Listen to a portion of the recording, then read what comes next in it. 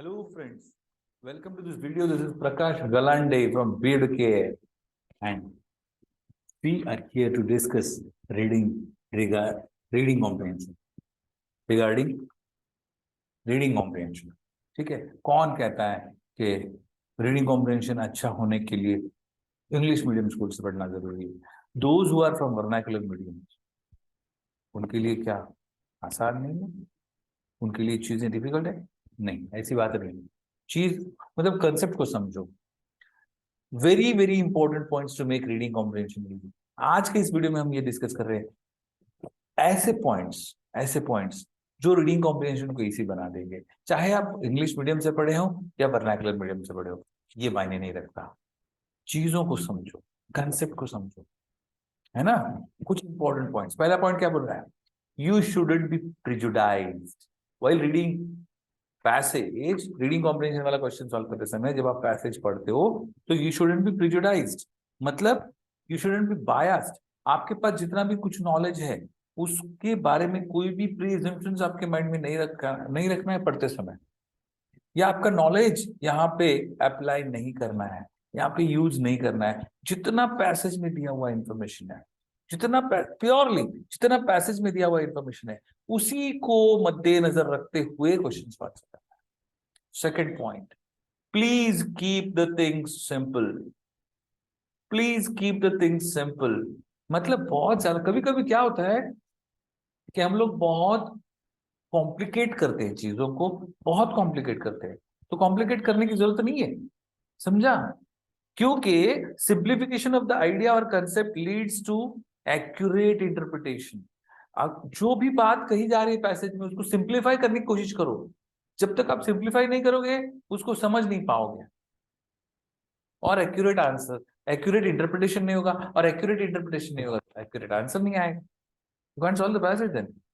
बात समझ में आ रही है? Please keep the thing simple मतलब क्या? मतलब जो भी कंसेप्ट, जो भी आइडिया कही जा रही है ऑथर के द्वारा, उसको सिंप्लीफाई करने की कोशिश करो, उसको सिंपल बनाओ. अगर सिंपल बनाओगे तो सही आंसर पे फटाफट पहुंच जाओगे. ठीक है. Third point, context is very important. Context is very important. संदर्भ जिसको हम कहते हैं हिंदी में, संदर्भ बहुत इंपॉर्टेंट होता है. कंटेक्स्ट बहुत इंपॉर्टेंट होता है क्योंकि कंटेक्स्ट की वजह से ही वर्ड के मीनिंग्स, फ्रेजेस, बैकग्राउंड सब चेंज होता है ना. कंटेक्स्ट, पैसेज पढ़ते समय कंटेक्स्ट को समझो.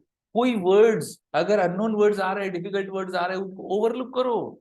You can overlook the unknown words as they consume your time. क्योंकि कभी कभी एकाध वर्ड ऐसा आ जाता है, एकाध क्या, दो तीन भी आ जाते हैं कि जिन वर्ड्स को देख करके हम हैरान परेशान हो जाते हैं कि यार इसका मीनिंग है, और जब तक इसका मीनिंग नहीं समझ में आ रहा है हम आगे नहीं बढ़ पा रहे. हमारे थॉट्स ब्लॉक हो जाते हैं कि हम सोचना बंद कर देते हैं. हम बस इसी के पीछे पड़ जाते हैं कि इसका मीनिंग क्या है, इसका मीनिंग क्या है. आप एग्जाम में तो कोई चांस नहीं है, मीनिंग कहाँ से पता करेंगे आप? और आपका वहीं पे बहुत ज्यादा टाइम, ये टाइम किलिंग फैक्टर है. दोस्तों इस बात को समझो. ऐसे कोई वर्ड्स अगर आ रहे हैं, आ भी रहे हैं, तो उनको ओवरलुक करो, उनको इग्नोर करो, उनको निग्लेक्ट करो और आगे बढ़ो. दूसरी बात, जब आप कंटेक्स्ट को समझने की कोशिश कर रहे हैं, जब आप पैसेज पढ़ने की कोशिश कर रहे हैं, तो मेरा गारंटेड ये एक एक्सपीरियंस मैं बता रहा हूं आपको, जिसके बलबूते पे आप है ना बहुत सही ढंग से कम समय में आंसर दे पाओगे. सेंटेंस को पूरा पढ़ो, पूरा स्टार्ट टू एंड. बीच में कहीं भी रुकना नहीं है. भले ही अननोन वर्ड आया है, कुछ चीजें समझ में नहीं आए, पट पट पट पट पढ़ो. फिर दूसरा सेंटेंस, फिर तीसरा सेंटेंस, फिर चौथा sentence. Just go on reading reading reading reading. उस सेंटेंस के भी समरी को समझो. सेंटेंस के समरी को समझते हुए आगे बढ़ो, आगे बढ़ो, आगे बढ़ो, आगे बढ़ो, आगे बढ़ो.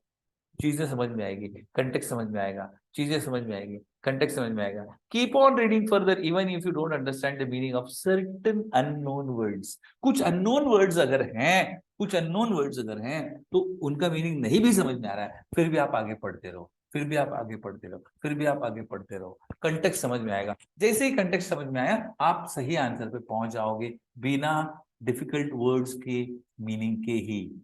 बिना डिफिकल्ट वर्ड्स के मीनिंग के. वो मीनिंग आपके पास नहीं है, आपको पता भी नहीं है, अननोन वर्ड है, नया वर्ड है आपके लिए, कोई बात नहीं, फिर भी आप कर पाओ. ये मेरा गारंटी है। आप इनको ये जो पॉइंट्स मैं बता रहा हूं ना, इनको रिलीजियसली फॉलो करो, समझ के फॉलो करो, और फिर मुझे बताओ कि क्या रिजल्ट आ रहा है। Right. Point number 4, half right may mislead you to wrong conclusion. Half right may mislead you to wrong conclusion. मतलब क्या? मतलब क्या?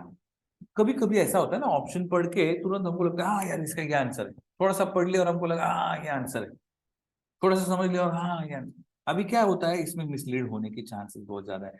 ये हाफ राइट वाला जो बात है, ये आपको गलत ऑप्शन पे या गलत आंसर पे, गलत कंक्लूजन पे ले जा सकता है। एग्जाम्पल बताता हूँ मैं आपको।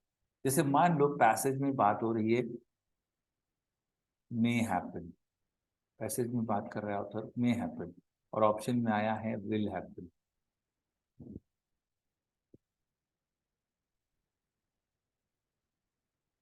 हमारा फोकस इधर है, मे हैपन बोल रहा है, इधर विल हैपन बोल रहा है।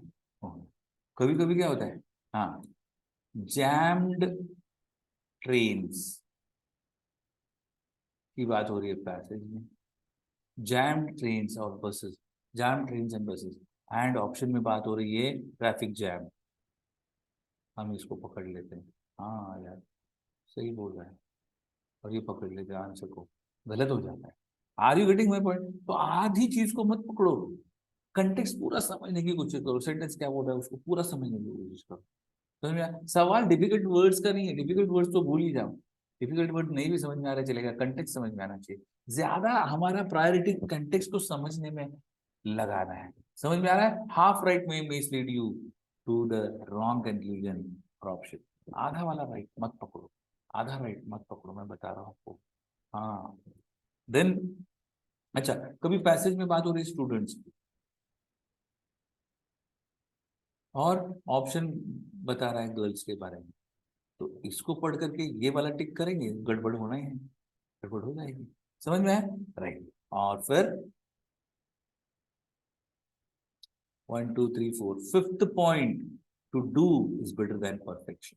कभी कभी हम लोग है ना, एकदम परफेक्ट मीनिंग समझ करके ही आंसर करूंगा, परफेक्ट मीनिंग समझने के बाद ही आंसर करूंगा, इस चक्कर में करना रह जाता है, और करना रहेगा तो गड़बड़ हो जाती है। इसलिए याद रखना, to do is better than perfection. Perfection के पीछे मत पड़ो, चेजिंग परफेक्शन और striving for perfection will cause delay, जिसकी वजह से डिले होगा, जिसकी वजह से आपका समय बर्बाद होगा, और एग्जाम में समय बर्बाद किया मतलब मार्क्स गया। 1 minute is equal to 1 mark, 1 minute गया 1 मार्क गया। Are you getting the point?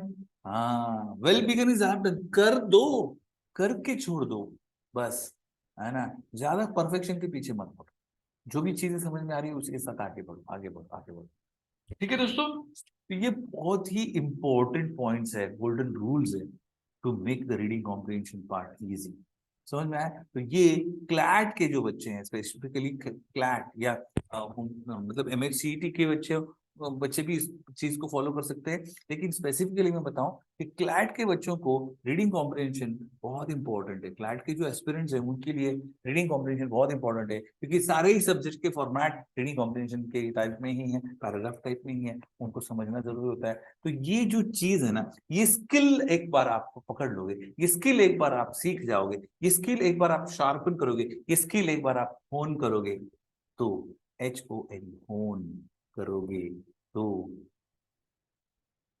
आपका स्कोर, नो डाउट आपका स्कोर बहुत ऊपर जाएगा, ये मेरा गारंटी। ठीक है फ्रेंड्स, अब ये जो कंसेप्ट, ये जो रूल्स, ये जो पॉइंट्स हमने आज डिस्कस किए, इन्हीं पॉइंट्स को लेकर के कुछ एग्जाम्पल रीडिंग कॉम्प्रिहेंशन वाले पैसेजेस, क्वेश्चन सॉल्व करेंगे अगले वीडियो में। तब तक के लिए take care of yourself and your family, and thank you very much for watching the video.